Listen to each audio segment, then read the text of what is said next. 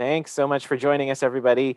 In a minute, we're gonna, the main event today here is Kevin and Dee, who some of us have come to know through their YouTube channel, Accessible Adventurers, which we first heard about through Danny Steves, another YouTuber who has his YouTube channel Possibilities.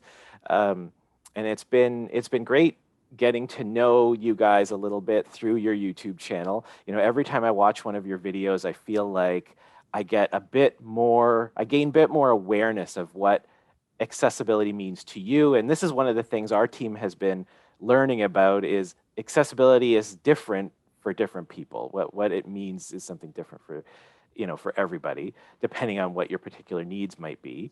I think I just saw your last video the other day, thinking about, it always makes, all of your videos make me think about something we need to do to raise awareness among the public, or, with baggage handlers. Like your last video, it's like, baggage handlers at airports need to know that power chairs should not be put on their sides. And it's, how big an impact, how much damage you cause by putting a wheelchair on its side, and how big an impact that has on your lives. It was such a powerful, simple story. You guys are great storytellers. Looking forward to hearing more about kind of what you guys have to say about parks and making parks more accessible.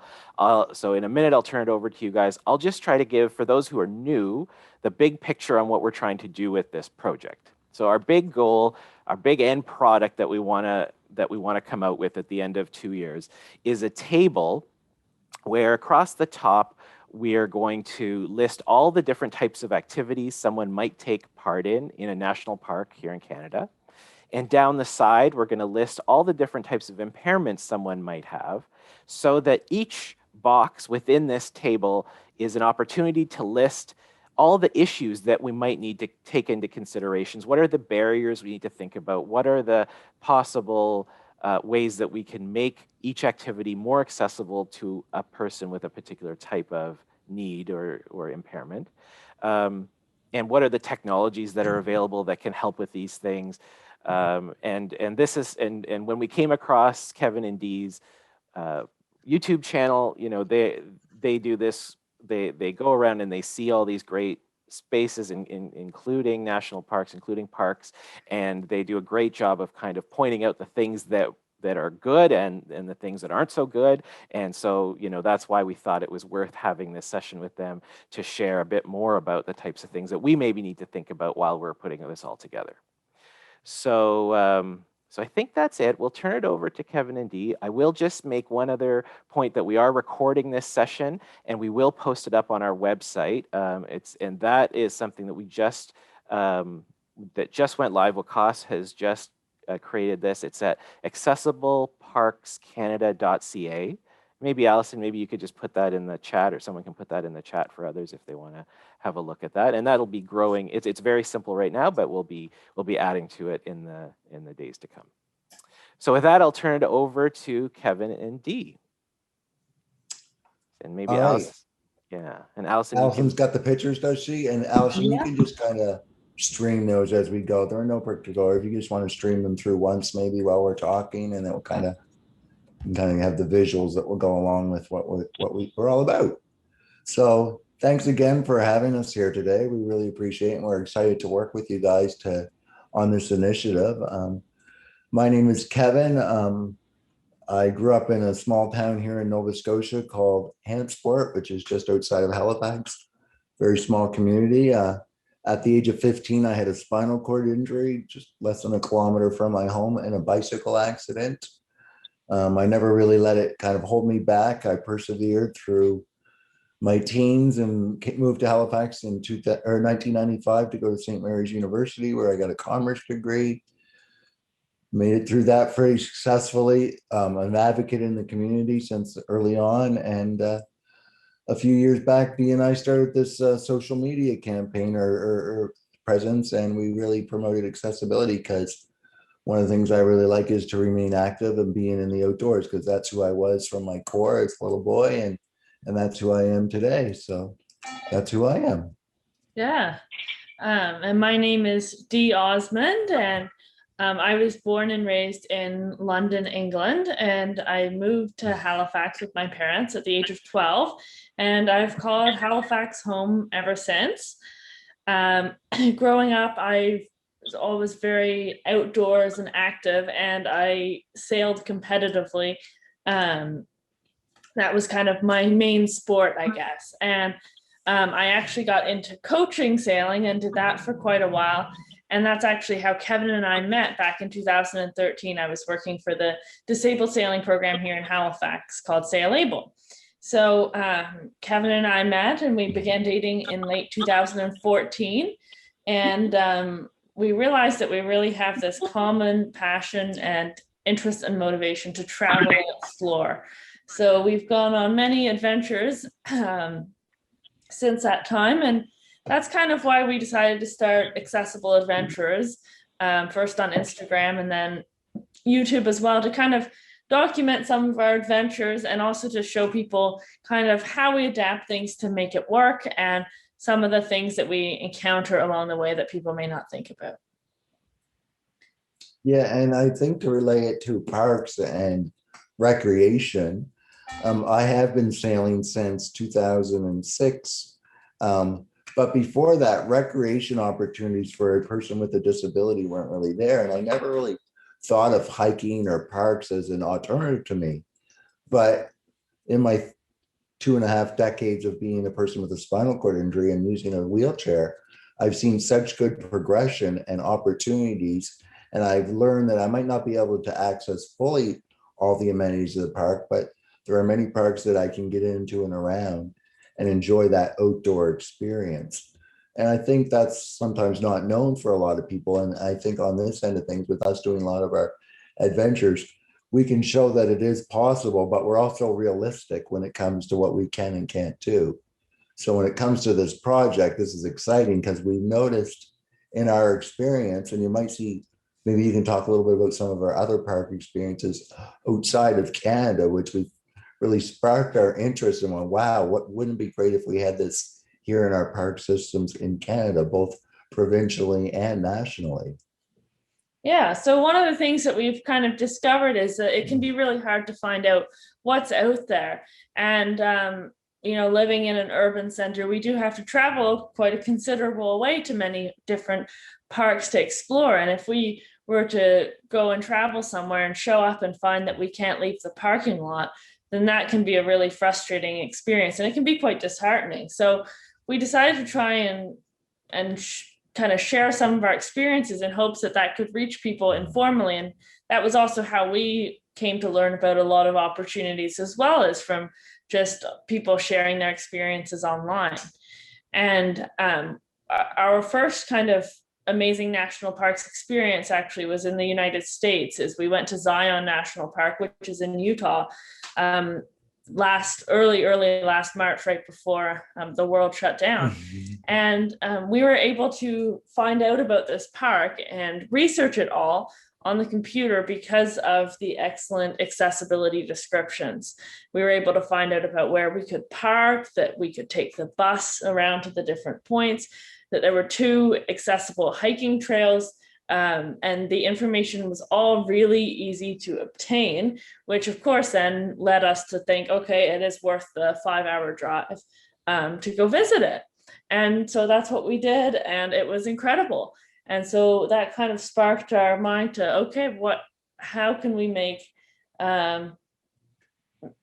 make sure that this is something that people know is important? I think we learned from our adventures too. I mean, we don't very often just go on a spur of the moment and do something like this. There's some planning involved. And I always say information is key, and we all know that. But even to let other individuals know outside of myself who uses power to get around, the detailed information on like the level of difficulty, as opposed to just saying easy, medium, difficult. That doesn't mean a lot to people. That description doesn't really give us what it is. But if they have information like, okay, it's sloped, the highest slope is 14 degrees there, I mean, things like that. And literally, we found that's happening in Nova Scotia now in our provincial park system, because their reservation system just opened up. And I knew they were doing some work, and we researched some of these parks. They give specific details about bathrooms, doorway widths, ramps, the angles of the ramps, all those things, which information is invaluable for individuals who have special requirements when they go on one of these excursions. So that's why this project is really neat. And I think we really wanted to buy in and help you guys out, because we're cognizant of all these things now when we go. Probably never used to be at the beginning, but then we're like, wow, we see something cool. And like, wouldn't that be great if it was here? And those experiences have been invaluable. Yeah, and one of our first experiences, I think our first national park that we went to together was in the Cape Breton Highlands, and we decided to hike the Skyline Trail, which is not designated as any kind of accessible trail, but it is quite accessible terrain-wise. However, there were no accessible bathrooms there, and then when we got to the edge of the trail, to the final beautiful look off that's in all the magazines, there were 3 stairs to go up to the viewing platform. And so that was. And I've gone 3 times, and it's kind of neat because the first time I went was before you and I met. And it's about a 5.5 kilometer trek in. And the first time, it's funny, I required a lot of assistance, even with a power chair, because it was kind of uneven terrain. The pathways weren't kept up the greatest. I did made it to the end, got discouraged because I couldn't go on the platform. Literally came home and contacted Parks Canada and said, why is this the case? Like, it doesn't make sense. And this would have been like 2013, I think, if I had to guess, maybe 2012. And basically the response then was, well, it's not really in our budgets. We'll look at it when we get to it. So I went again a couple of years later, the first time Dee and I went, and you could see accessibility upgrades. There was crushed gravel down. The surfaces were so much better. Little bridges were maintained. But we made it to the end again, and still no ramp to get up to the spectacular viewing platform. But it doesn't negate us from going hiking for those things. And ironically, I don't know if it's true, but my sister was just there last month for a little excursion and did the trail. And lo and behold, she told me there's now a ramp to get up to the viewing platform. So it takes time sometimes, but talking about this, we talked about this on one of our videos when we went to the Skyline Trail, which was the trail we were on. And so that advocacy work does do that. Knowledge that how it affects people personally, like T spoke of, is really, really important.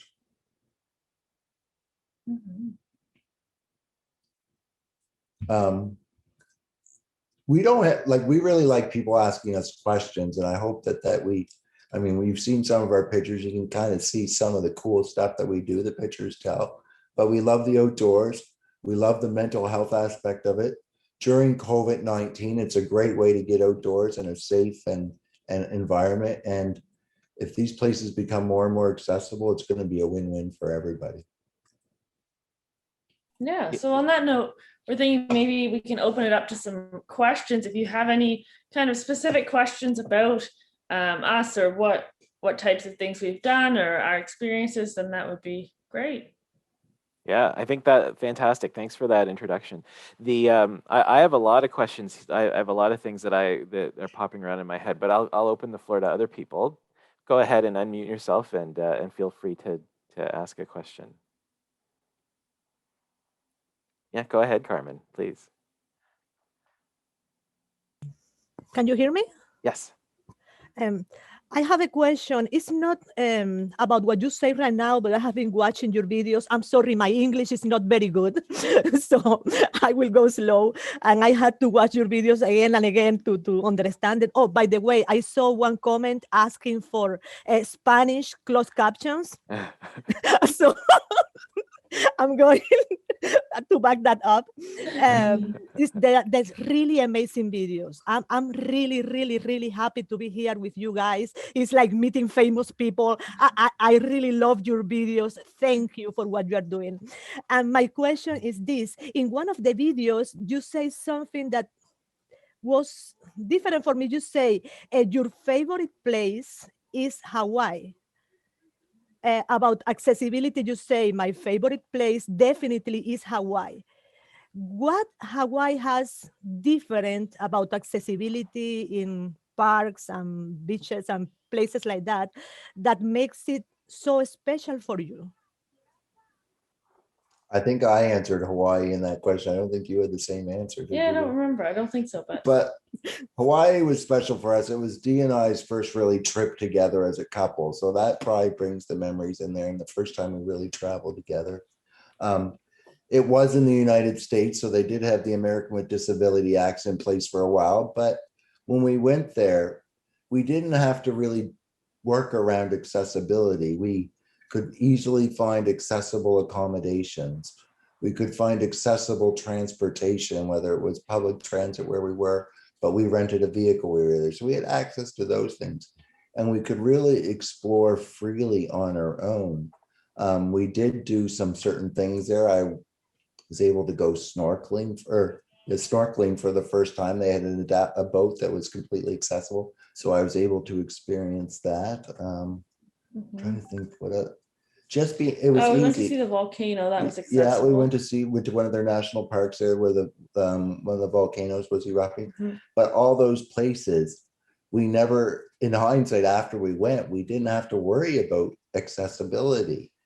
And probably that's what makes the trip the most special for me, because I didn't have to have those factors to worry about, even though we planned in advance, obviously. But when we got there, for me and for my support staff or Dee, my spouse, it wasn't challenging. We didn't have to fight like with the airlines when we have to fight for the, like you said, about our chair being true. Once we got there, it was a true vacation holiday. And Hawaii, come on. If you go to Hawaii and can't say it's nice, I think you're not meant to go to Hawaii, in my opinion. Good answer. Thank you. Now I'll translate that all into Spanish for you. Just one moment, please. Thanks, Carmen. I saw someone in the chat asked us a question. Go for it. Yeah. So the question is, how many national parks have you been able to visit to date? Wow. Have you been to any outside of Nova Scotia? No. No. So you've been to Cape Breton, Highlands. Cape Breton Highlands National Park, yeah. Been there a few times. I've been to Grossmorn and Keji, Makujik. Where's Grossmore? Grossmorn's in Newfoundland. And yeah, I think that's it. So not very many. It's kind of new, a new type of adventure for me specifically. And like I said earlier, it's because of the accessibility and it's available. So we're very excited to do more and more of that, because it's a really inclusive activity that Dee and I can do together, and it's so much fun. Great. One of the things that bounces around in my head when I watch your videos is around the need to use your lift. So you guys travel usually with a lift, right? It sounds like, and we have Dr. Hossein Rohani on the call here, and he's a mechanical engineer. And one of the things he and I chatted a little bit about was the potential for designing new kinds of lifts that could be that would work under the circumstances. Like I think in your latest video, you were describing the problem. You had a lift, but the challenge was that the legs wouldn't fit under the bed because it was a box bed, I guess, right? Like how, if you were to describe the lift that you use now or the challenges with lifts, like, have you come across the design, things that you've seen that you wish you had better access to in that way? It's hard to say. I think that I tend to kind of take the mentality of adapting the environment instead of the equipment. So, for example, I think it would be a lot easier if hotels and places had a standard where there was a standard amount of space under the bed, or the bed was at a standard height to help people transfer in and out of it, as opposed to trying to get anyone who needs an adaptive lift to get something that would specifically work around that. I think the lift is tricky because it does a great job, and it's a very kind of universal product. If you have one, it's very similar to all the others. It can be bulky to travel with a bit. It is portable, but I would say it weighs probably 60 pounds. and it does fold up, but not super compact. That being said, I do know a lot of people that travel and will rent a lift when they travel and have the lift delivered to wherever they're staying. So I think it's definitely like a frustrating thing that more and more hotels are making beds that have boxes under them than there used to be, and that's kind of an ongoing problem for a lot of people. Yeah. Interesting. I think whenever we travel, we've always dreamed sometimes that, say, for example, hotel chains, when they have a barrier-free room, those types of things are never really taken into consideration. And wouldn't it be great if you went to a hotel and maybe there was a standard ceiling lift in that room, because that's off the floor, there's no carpet to deal with, it's easy to access, and then you would just bring your appropriate hammock sling to go in there. There are, you've seen on the Yeah, in Las Vegas, there's many rooms that have ceiling lifts, but it's kind of an abnormality in that I don't know any other cities in North America that you can have access to that in it. But that's definitely something that would be a great improvement. I like what Dee said about trying to adapt the environment as opposed to adapt the equipment. It's kind of, but it's so true, because it's the environment that typically causes the barriers more than anything. So yeah, good point. Yeah, very good point. I see Lucy has her hand up. Yeah. I don't speak dog. Let's see Lucy's picture of the dog. So if I speak dog. Yeah, that's my doggo. Yeah, so my question is, so when you go into an accessible washroom, like, what are the standards for it to be accessible? Like, what are you expecting in an accessible washroom? First of all, that you can get in. I mean, I say that sarcastically, but I mean, appropriate widths for chairs to get in. I think the big thing when you get into an accessible washroom is the turning radius, to ensure there's enough turning radius for a large chair to kind of do a complete circle, because it's not always easy to drive in and then back out in some of these places. I would say that's kind of one of our questions that's more difficult for us to answer, because we actually don't require you don't require an accessible bathroom unless you're staying somewhere overnight. So when you typically think of a bathroom, is we really don't know what would be best, and I don't want to speak for what would be best for other people's needs, but there's a lot of resources out there about bathrooms, grab bars, things like that, like toilet heights. Like there's so many things. There's so many. It's not, you don't have to reinvent the wheel. I think if you just got to look and see what's a good standard, and that's not always the building code. I want to mention as well. The building code might be the minimum requirement, but I don't think it's always a good standard at one point. Like they don't always take everything into consideration. So yeah, I think you could. The Rick Hansen. They have a rating program for accessibility. That might be a resource, the Rick Hansen Institution, for different things. But I see a lot of heads nodding, because I know a lot of the people on the call now are people who are working with, remind me of the name of your organization. I always want to say Changing Places Canada, but that's changed now, hasn't it? Stephanie, do you want to give an intro to what you guys do? Yeah, so the last name that we chose is Accessible Washrooms for All. Right. And one of the main thing that the organization is going to be about is to raise awareness and promote the UK standard, the Changing Places standard.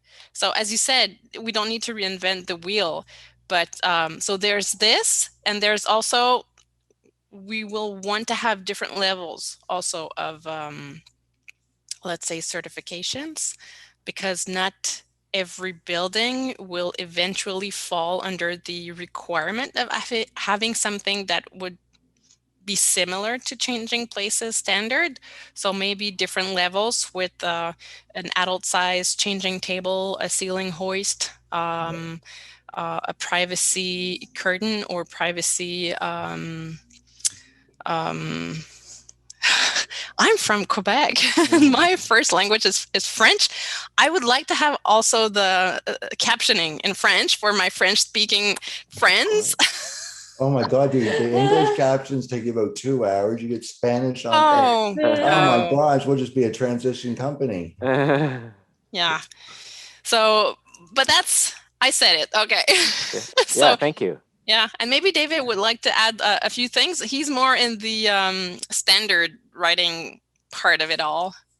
Yeah, actually, one of the key pieces that we're looking at with this project as well is something that you guys touched on, and that's information. If you go to the UK, they've got a toilet map where all their changing places are marked out, and you can plan a route, see where you can actually go and find a proper changing places type washroom, that sort of thing.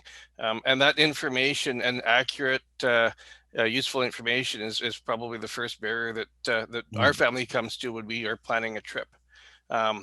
As for standards, Stephanie's got it. We're working with the Changing Places organization in the UK to try to bring that, or maybe a slightly modified standard to meet our Canadian building code requirements here to Canada. And Tilak and some others have been very helpful so far. So we're working on it. That's exciting. That's good. I think that was one of the videos that we watched sort of as a group. Like, we sent out the link to one of your videos and we kind of came together for a discussion after the fact. I can't remember which park it was, but there was one place where you went into the bathroom and said, oh yeah, it looks good, looks like there's lots of space. But then you said, but we're eyeballing that picnic table over there for our changing needs. Yes. And so I think we had a lot of discussion here just around, well, wouldn't it be great if there was an adult change table with a lift in the bathroom? Yeah, that's one of the things for sure is going to the beach. It's not just always about just using the bathroom, but if you go to the beach and you have to drive home in your soaking wet bathing suit, that can definitely be a factor that may make you want to reconsider going to the beach or going in the water or whatever, and that can be frustrating for sure. Yeah, and it's something we've noticed before through our social media channels and other places, that it's a big issue, is the adult changing tables and getting on there. And I think we went to a provincial park just here in Nova Scotia, and they had like a changing area. Yeah, and the table was so small. That's right. But we had our lift with us, and we went with a picnic table, but that's what we had to do. But not everyone would want to do that. But I didn't want to have my wet swimming trunks on for 7 more hours. So it's really good that you guys are thinking of those inclusive things for all ages. Because we see changing tables for youngsters all the time in family washrooms, but I'm 6'6". I can't fit on those. No. We got a question in the chat of, do you think accessibility standards for parks are the same or different than accessibility standards in general? If they are different, then how so and why? Are accessibility standards typically provincial? I don't know because national parks are national. You guys might be able to answer that. I have no idea. Because we're not enforcement or compliance. We just go from what we do every day, and we're not engineers, we're not architects. I always want to make that clear. But do you find like a controlled built environment, like accessing a mall and things, the accessibility of built environments are more advanced than the accessibility in these sort of natural green spaces? Yeah, go. Well, the natural green spaces, you're dealing with a different creature, and we talk about this a lot. We don't. One example is Peggy's Cove here. I think that's a great example with our Peggy's Cove tourist attraction here. They've just recently are putting a beautiful viewing accessible platform on there. And there was a lot of backlash how it will ruin the aesthetics of parks. And we know a lot of our natural parks are nature. We're in nature, and we realize that sometimes those things can't be perfect as the built environment. There's less control that you can do, and sometimes there's natural things that you have to deal with, but generally it's pretty good. And I think there's a middle ground that you can do to make things accessible for people to go to, knowing that you're not going to make everything 100% accessible, because especially in this realm or this sector, that would be very, very challenging. but most of them, I think parks end up being very accessible alternative. Yeah, I think there's definitely with parks, like they don't have the same kind of, I would say, levels. Like parking can be difficult. Like, is there accessible parking? Where is it? Is it marked? Can people park right next to you and get you jammed in? You know, is it in the middle of a muddy field, far away from where you want to go? So those types of things, I think it doesn't have the same amount of maybe thought that goes into how it's designed. It's maybe more like, we need to have these features in this park, but let's put them in for the sake of having them there, not necessarily making sure that they are actually laid out in a logical way, I think. And I think sometimes when people think of nature, you can think, well, I mean, why am I putting an accessible bathroom in the middle of the woods, without thinking of that, okay, this is actually for someone to use. It's not just to satisfy a building code somewhere. Yeah. I see Kathy's following up with, since parks have outdoor spaces, how does weather affect accessibility, and would there be issues, limits because of the weather? I mean, of course, weather, I think for people with disabilities creates another challenge on that there. I mean, some of us are dealing with power wheelchairs. They get wet or rainy, so you have to be careful, and preparation is a big key, I think. I want to just give one example of a cool thing. So with regards to sites, like camping sites, here in Nova Scotia, we're going to go to a provincial park, and at every accessible camping site, they put a covered structure.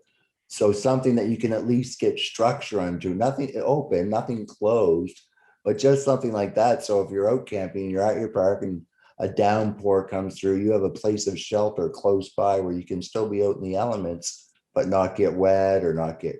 And I think those types of things are kind of neatly thought. They wouldn't be on every site, but someone can easily get undercover, stay dry, limit the dirtiness of driving around in a chair, for example, or trying to use a cane on uneven surfaces when it's wet and runny. So those types of things are really neat initiatives to assist people so they can have what they need right at their campsite as opposed to other areas. So I don't know if that's a great example, but it just shows people thinking kind of outside the box and and that site would be good for anybody. So if they didn't rent it to someone with a disability, if that was available, I'm sure people would think that was a bonus.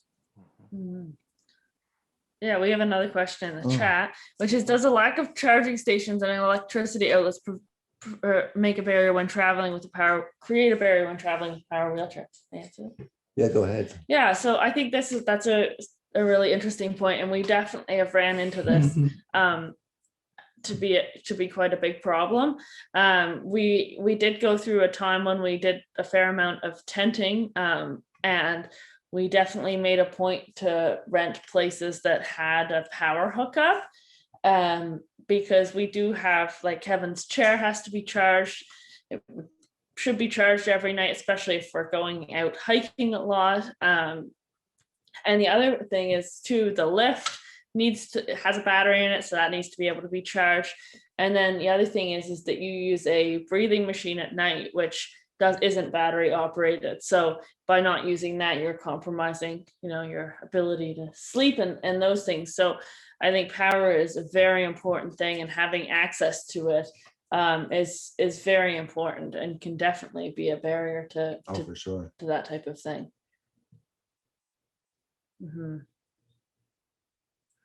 Plus, we have really long extension cords. Yeah. There's another question.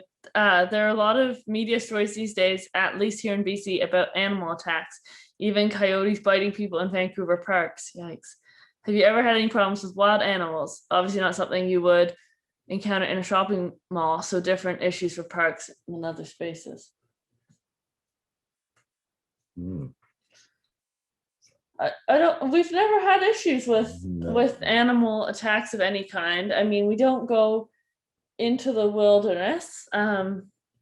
We don't leave the beaten path very much, but no, we've been lucky to not have any issues. I would assume an animal would be a lot more scared of you, I would think, because you're And our amount of Amazing. hiking, like really interior hiking that it's not just really been something we've done. So I think like Dee said, we stay on main trails that are safe. And when we go to the Skyline Trail in Cape Breton, there are moose warnings, but we haven't seen a moose yet, but we want to see one. It's part of the reason to go to the park. I mean, but we've been really lucky, I guess. I mean, but those attacks do happen in our neck of the woods. You hear of them every once in a while because of just what's happening. So lucky here in Nova Scotia, we haven't faced that, but I'm sure. I actually remember in Zion, there were some signs as well about just be careful for some, like more signage warning people. And like maybe that comes down to education again. So appropriate signage, so just keep an eye out and what to do if you encounter something like Those are always helpful. those I do are always appreciate helpful. those. I mean, you see those signs, well, this just, The coyote, what to do. yeah. Okay. Another question is, which would be best? Larger pathways or making sure there's a handrail everywhere the path is? A wooden one or other material, a little elevated from ground level, or maybe another option would be best. I feel like that question's hard for us to answer because it we're just speaking from our own personal experience. So we don't really know. Like, for example, a handrail is not helpful to us, but it may be to someone else. But the other thing to think about is are there handrails on every sidewalk? So is that something that people would actually want or need, or is that just something that seems like it could be a good idea? I would say, like, terrain wise, the most difficult thing is managing like drop offs. So making sure that if there's a drop off, that there is some kind of railing or tow rail or something, guardrail of some sorts if you're on a trail, and it's not just like a flat boardwalk that then just drops into an abyss, and having just terrain that is relatively level. Like, for example, when we go hiking, sometimes rain washout can be a problem. So having that kind of integrated into the design so that that there are spots for draining to happen that can maintain a relatively flat surface, because what can happen is if you put like something wooden over top of a drainage system, and then the ground, I don't know what happens, it sinks down, and then all of a sudden it becomes a step. When it was put in, it was nice and level, but if it's not maintained or looked at, that can be the problem. And that's sometimes what we encounter, is something is great for when it first gets laid, but if there's no plan to maintain it or check it, then you get to something and you see some quite sketchy trail situations where, which can be frustrating because you get so far and then it's this barrier that ends up stopping you. So I agree with maintenance. It's great to put all these things in, and that can be with anything. That could be with a lift in a washroom, a changing table. You put them there, but if they're not maintained and kept up to good use and work, it's a waste of money. I mean, so maintenance has to be in those budgets as well for future continuation. It's not you just put it there, it's good to go forever. I really like crushed gravel, like hard crushed gravel that can pack down a bit, but still have some cushion to it. And it's really aesthetically pleasing for pathways, I find. And it doesn't wash out as easily as some of but loose gravel is really a challenge. Sometimes you see like pebble gravel or really loose rocks. And I know why they have those. It's for drainage purposes and less washout. But for me, if I get into a situation of loose gravel or anyone in a chair, that's like going through concrete, basically, concrete that's not cured yet. So those types of things we've seen over times and are really good. And one thing I do want to recommend is a lot of parks have areas that go with a boardwalk over a marshy area to protect it. And I notice all the time is there's no edging typically on those boardwalks. So anyone could easily fall off that edge if they misstepped, or if you're in a chair or pushing a baby stroller without a little ledge on each side to kind of give you that little bumper barrier. It's huge. And I never understand. They spend a lot of money on this wooden boardwalks to make them beautiful, but safety wise for everyone, that's one step that's so often left out. And so many trails I can think of where Totally. there's Yeah. wooden platforms to get over areas where they can't use pathways. And I'm very conscious because I'm so scared, because I mean, that would suck because some of them fall off 3 or 4 feet off the edge. We're not talking just a little fall. So there's a lot of concentration and focus, and I maybe that's something you guys could push forward in your thing, because it's that one little thing that might not be a barrier, but it could, if someone ever fell off that, I'll tell you the backlash would be huge, probably more than the few $1,000s it might take for extra wood to put on those tow rails. They Yeah. are called tow rails. That's the proper term. And I think they're usually at least 6 inches high is probably a standard, something high enough that you bump into it, it will stop you from going over. That was one of the other comments I think that we discussed a little bit was, yeah, so for someone, for instance, with vision impairment, you know, a boardwalk without some kind of safety railing. Oh, someone who had a visual impairment with that, even if they were with someone and this person didn't pay attention for a sec, it would be so easy to kind of step off that and fall. And yeah. The other thing I just wanted to mention, no one brought it up, but just sometimes these national parks have like no cell phone service, which, I mean, you kind of can know that sometimes going in, but for someone in our situations, I mean, we could get stuck if we're able to go on that trail, you could get stuck somehow and there could be nobody around. So alternative ways, like throughout the pathways, I don't know how you would do it, but alternative ways to reach out for help if you required it in those situations. Yeah, I think it's definitely scary. that can be, we've all been there. I think you get somewhere and we're so used to having that contact. But for example, we were in Cape Breton in a park and we went early in the morning. The park was great going on. It actually had a large lift, and we just thought out loud, if anything ever happened, how would we get contact with no cell phone signal? And there was no signage saying for that park that there'd be no cell phone service. So back to your list of things, those things are important. Yeah, because we probably wouldn't have attempted that trail if we had realized that we would lose cell phone service as soon as we entered it. I mean, my chair could break down, anything could happen, and then you get stuck there. And what do? Yeah, that's when the coyotes would come get me when Dee ran away. That's when they would surround me. I think they would know this guy cannot protect himself. But it's just something you don't think of. And I don't know what that's like in other big parks across Canada. Like I said, we haven't experienced a lot, but safety has to be in there as well. Yeah. There's sort of these two, there's, I guess, these like usability kind of features, and then there's safety features that are both important. Yeah, that's a good distinction to bring up. But one thing I want to mention too is we always know there's risk. Anyone has risk when we go hiking or to parks. There's always some level of risk. And I think sometimes people think, oh, we got to take all the risk away, but that sometimes takes all the adventures away too. We know everyday life there's risk, but with information, you can evaluate what that risk is and then make that decision on your own, whether or not you want to go on that adventure based on the information that was provided. Yeah, good point. Yeah. And that kind of ties into another question is in BC, we also have a lot of news almost daily about people being rescued. For example, avalanches. Do you have concerns about safety in the event of natural disasters in the wilderness?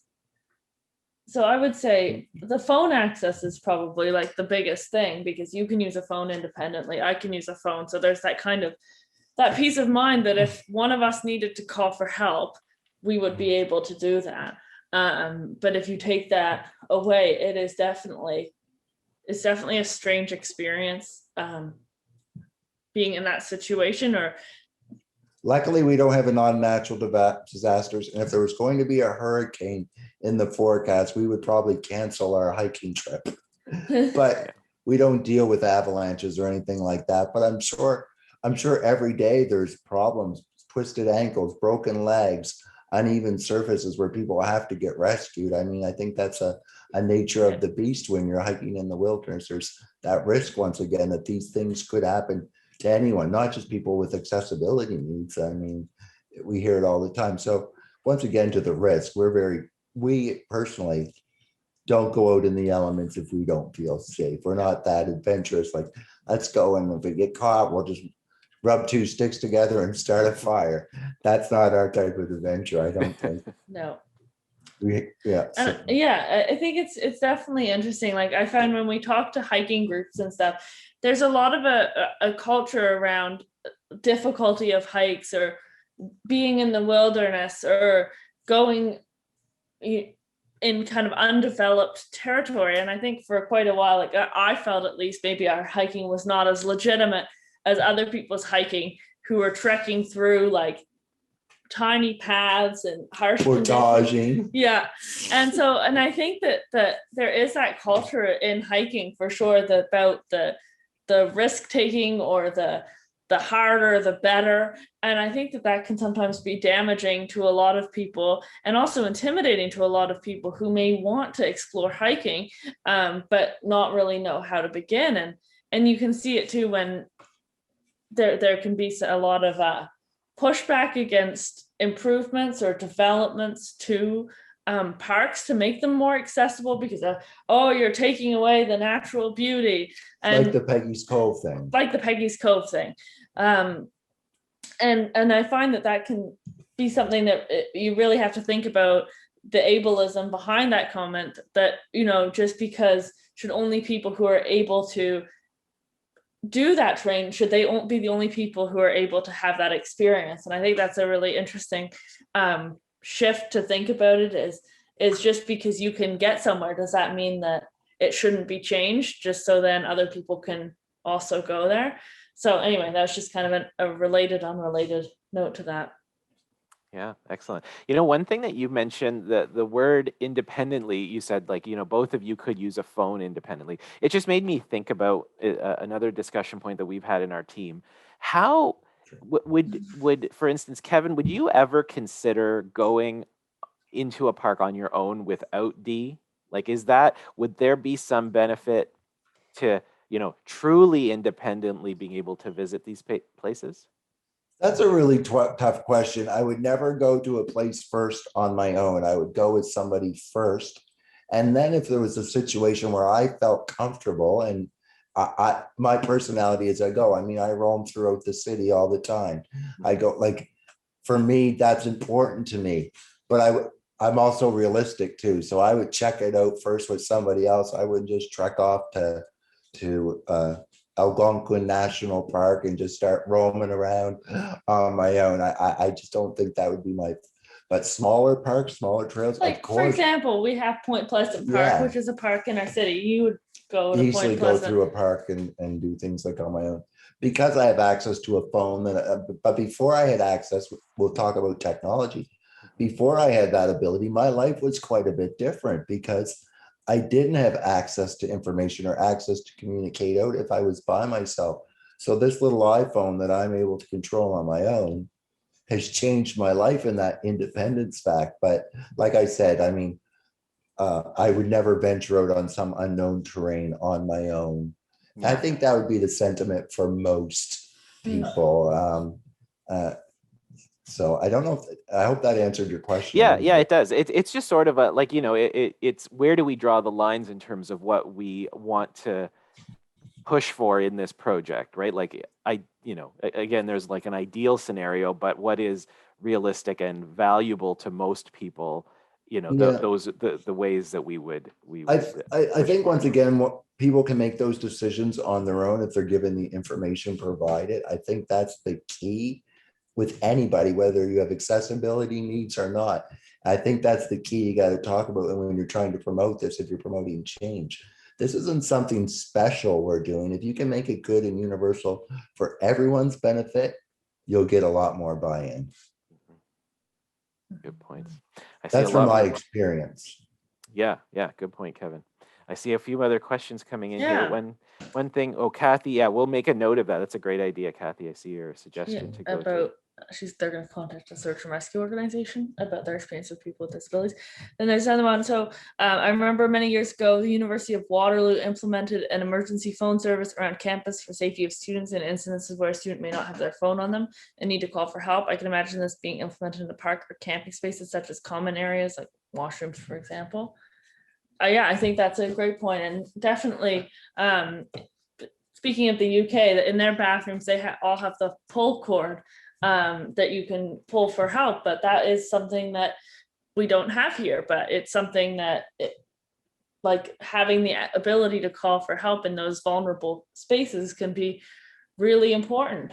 And yeah, that would be an interesting way to do it, to have something for people to be able to call for help. Okay, what have you ever felt not welcome or certain hostility from people at a park? I don't think so. I don't think so at all. I would say those types, what we were talking about there, is more so online. People commenting about general accessibility or changes to trails. I've never had anyone make a comment like that directly to us. If anything, we get in my experience, we get encouragement when we're out. People like, not inspiration porn, which is like, you know what, you're such an inspiration to be out here on those trails. We don't get that. I think people generally like to see people smiling and be happy. It's kind of contagious. And when we go to parks and we're able to get around, I'm a happy friggin' fella. I mean, so, and if we've ever got stuck, people are always willing to kind of help us out of a situation if they're there. People are very friendly, and we're really good at asking for help when we need it, but kind of still is going on our own sets. We learn to do that. So I've never experienced that. And I'm sure I'm not the only person, but like, whether it's any exclusive place, I've been my personal experience, I've been very well accepted. Who knows what they say after they go by me, indeed, but that's not for me to know, and I don't really care. But for my personal frontal experience, no discrimination or unsupportiveness at all.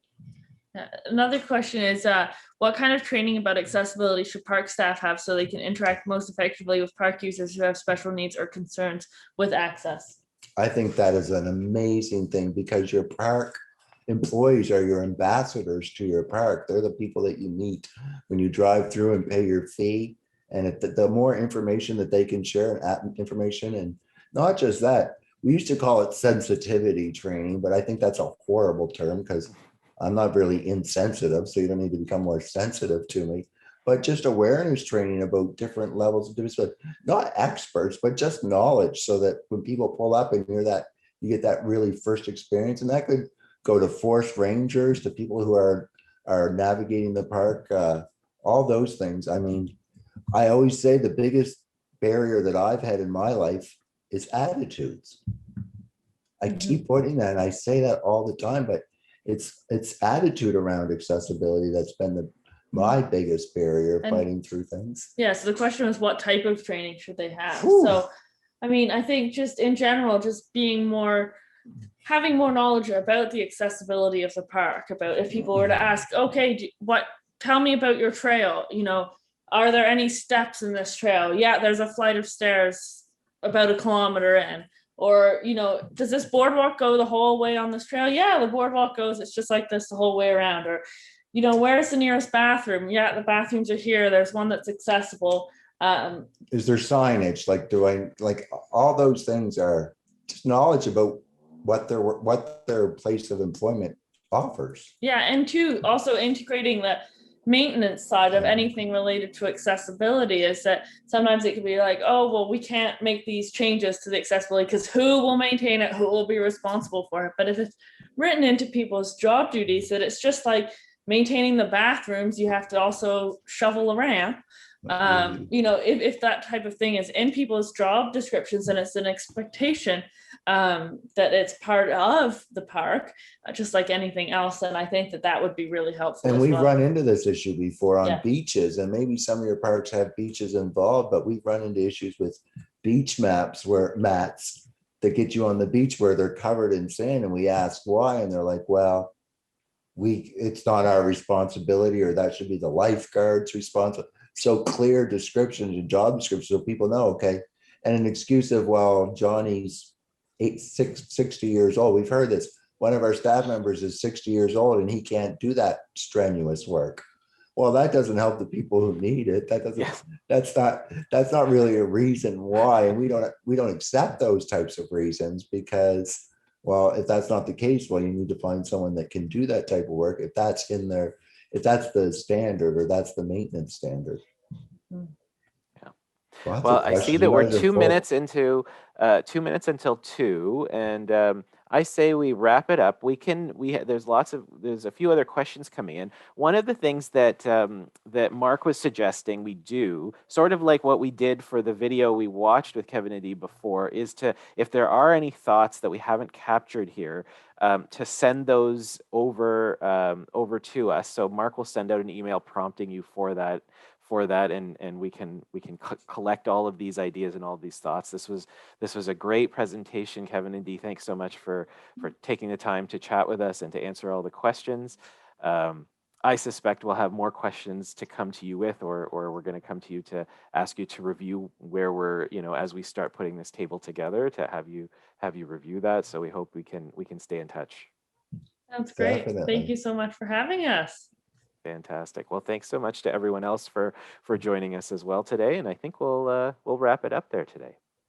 All right, guys, stay Thanks. safe. Take care, guys. Yeah. Bye.